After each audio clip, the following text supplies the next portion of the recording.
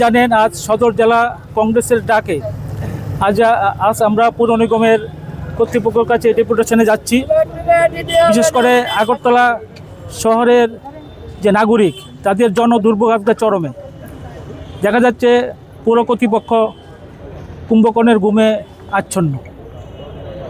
আমরা যে শহরের যে জ্বলন্ত কিছু দাবি নিয়ে আজকে আমরা যাচ্ছি পৌর কর্তৃপক্ষের কাছে। প্রথমত আমাদের দাবি যে জনগণের যে করের টাকা, যে 16 কোটি টাকা যা 7 মাস হয়ে গেল, তার কি পুনরুদ্ধার কতটুকু হলো, কি হলো, আমরা এখন অবধি ঘুমে আছি। কিন্তু দেখা যায় যখন বিরোধীদের কোনো ত্রুটি বিচ্যুতি খুঁজে সঙ্গে সঙ্গে ইডি সিবিআই দিয়ে হেনস্থা করে বিরোধীদের। আমরা অবিলম্বে যে জনগণের করের টাকা 16 কোটি টাকা আমরা পুনরুদ্ধারের দাবি জানাচ্ছি। আমরা শহরে যত্রতত্র দেখছি ফ্ল্যাক্স এবং ব্যানারের মাধ্যমে সরকারের উন্নয়নের ডাক উনি বাজাচ্ছেন, কিন্তু আমাদের দাবি এই যে বিজ্ঞাপনের মাধ্যমে উনি যে দাবি করছেন যে উন্নয়ন করেছেন, আমরা চোখে দেখতে পাচ্ছি না।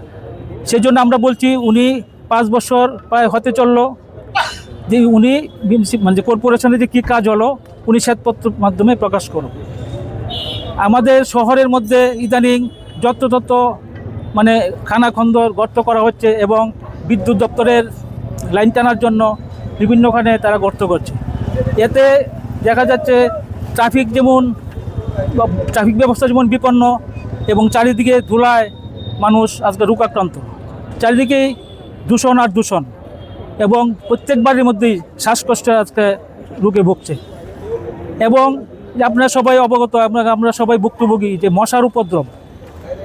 আমরা আগে দেখতাম বাড়ি বাড়িতে ডিটিটি যেত, এখন ডিটিটি লোক আছে, ওরা কাজ পায় না।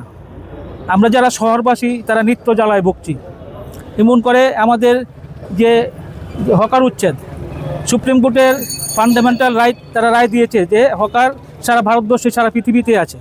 আমরাও চাই জনগণের জন্য হকার পরিষ্কার করো, কিন্তু বিকল্প ব্যবস্থার মাধ্যমে ওদের উচ্ছেদ করা হোক। বিকল্প ব্যবস্থা